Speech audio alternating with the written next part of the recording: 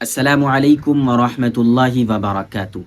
ہم سب کا مالک، ہم سب کا خالق، ہم سب کا اللہ کتنا مہربان ہے، کتنا شفیق ہے۔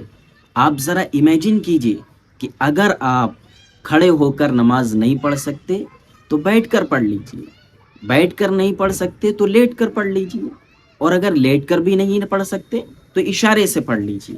اسی طریقے سے اگر آپ ٹھنڈے پانی سے وضو نہیں کر سکتے تو گرم پانی سے وضو کر لیجیے، اور اگر پانی کے استعمال سے ہی آپ کو پرابلم ہے، پانی کے استعمال سے بیماری بڑھ جانے کا خطرہ ہے، تو پھر آپ تیمم کر لیجیے۔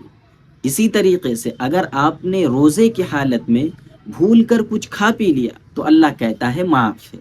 یعنی اللہ کو پانے کے لیے آپ کو گھر بار چھوڑ کر رہبانیت اختیار کرنے کی ضرورت نہیں، بس زندگی کے جو روزمرہ کے کام ہیں وہ آپ اللہ اور اس کے رسول کے بتائے ہوئے طریقے کے مطابق کر لیں، انہی کاموں پر ثواب ملے گا۔ تو سوچیے کتنا مہربان ہے اللہ تعالیٰ، کتنا شفیق ہے۔ اسی طریقے سے اللہ تعالیٰ کی ایک بہت بڑی نعمت ہے سردیوں میں خفین، لیدر سوکس، یہ اللہ تعالیٰ کی بہت بڑی نعمت ہے۔ سردیوں میں وضو کا مسئلہ ہوتا ہے نا، پیر بھی دھونے پڑتے ہیں، کتنی مشکل ہوتی ہے، وضو کرنے میں آدمی کو کتنی مشقت ہوتی، لیکن اس وضو پر بھی اللہ نے اجر و ثواب رکھا ہے۔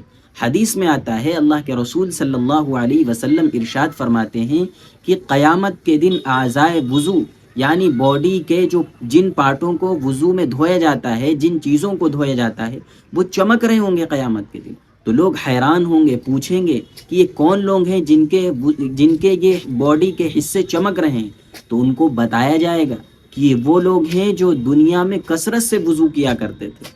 تو وضو کا الگ ہی ثواب ہے، وضو پر اللہ نے بہت بڑا اجر و ثواب لکھا ہے، لیکن اس وضو میں بھی اللہ تعالیٰ نے انسانوں کو، مسلمانوں کو راحت دی ہے کہ اگر سخت سردی ہے، آپ ان خفین کو، ان لیدر سوکس کو پہنے ہوئے ہیں، تو اب آپ کو پیر دھونے کی ضرورت نہیں ہے، بس آپ ان پر ہاتھ پھیر لیے، مسح کر لیجیے، آپ کا وضو ہو گیا، پیر دھل گئے، پیروں کو دھونے کی ضرورت نہیں ہے، بس آپ ان پر مسح کر لینا کافی ہے۔ تو بہت سے لوگ ایسے ہوتے ہیں جن کے سردیوں میں انگلیاں پھول جاتی ہیں، پیر پھٹ جاتے ہیں، ان کے لیے بہت سکون کی چیز، بہت آرام دہ چیز ہے۔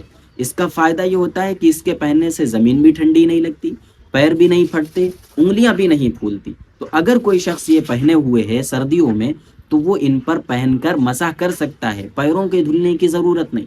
مسح کیسے کرے گا؟ مسح کرنے کی کیا شرط ہے؟